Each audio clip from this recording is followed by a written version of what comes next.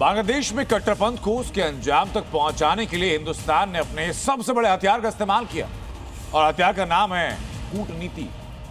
यूनुस राज में हिंदुओं पर हो रहे अत्याचार का भारत हमेशा विरोध करता रहा, लेकिन आज की तारीख में बांग्लादेश के जिस तरीके से हालात बदल रहे हैं, भारत ने यूनुस और कट्टरपंथ को खत्म करने के लिए अपने हथियार का इस्तेमाल किया। बांग्लादेश में यूनुस का एक ही एजेंडा है, हिंदू और हिंदुस्तान के खिलाफ खूनी प्रोपेगेंडा चलाना। बांग्लादेश में हिंदुओं के खिलाफ खूनी साजिश के दूसरे चैप्टर में भी मोहम्मद यूनुस की सरकार खामोश है और नतीजा बांग्लादेश की सड़कों पर कट्टरपंथियों का खूनी जिहाद बवाल मचा रहा है। मोहम्मद यूनुस की सरकार में हिंदू टारगेट पर है, हिंदुओं को मारा जा रहा है, जलाया जा रहा है। पिछले 16 दिनों में 4 हिंदुओं की हत्या ने यूनुस सरकार के चाल चरित्र और चेहरे को एक्सपोज कर दिया है। दीपू चंद्र दास से लेकर खोकोन चंद्र दास की हत्या ने पूरे सिस्टम को कटघरे में खड़ा कर दिया है।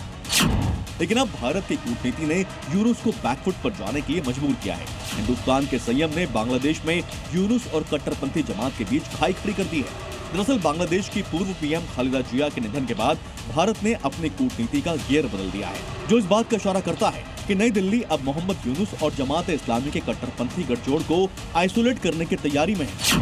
खालिदा जिया के निधन के बाद भारत ने औपचारिक प्रोटोकॉल से आगे बढ़कर कदम उठाए, जिन्हें काफी अहम माना जा रहा है। इनमें पहला है खालिदा जिया के निधन के बाद पीएम मोदी का संदेश। मोदी ने बीएनपी के वर्तमान नेता तारिक रहमान को सीधे पत्र लिखा और पीएम ने संदेश में खालिदा जिया को एक महत्वपूर्ण राजनीतिक हस्ती बताया।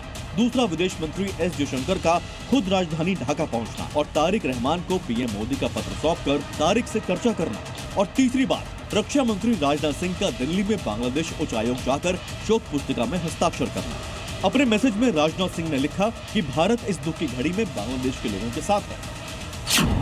भारत के इन कदमों को मजबूत कूटनीति का सबूत माना जा रहा है, क्योंकि मोहम्मद यूनुस की अंतरिम सरकार ने शेख हसीना की पार्टी अवामी लीग की राजनीतिक गतिविधियों पर रोक लगा दी है। इसका मतलब है कि हसीना की पार्टी फरवरी का चुनाव नहीं लड़ पाएगी। ऐसे में बीएनपी ही बांग्लादेश में एकमात्र बड़ी पार्टी बची है जो पूरे देश में लोकतांत्रिक आधार रखती है।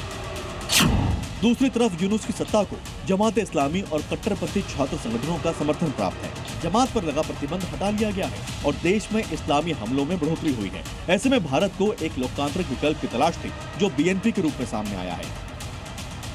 और हिंदुस्तान ने रहमान की देश वापसी और खालिदा जिया के निधन को दोनों देशों के बीच बड़ी दूरी को कम करने का जरिया बना दिया है। ब्यूरो रिपोर्ट, जी मीडिया।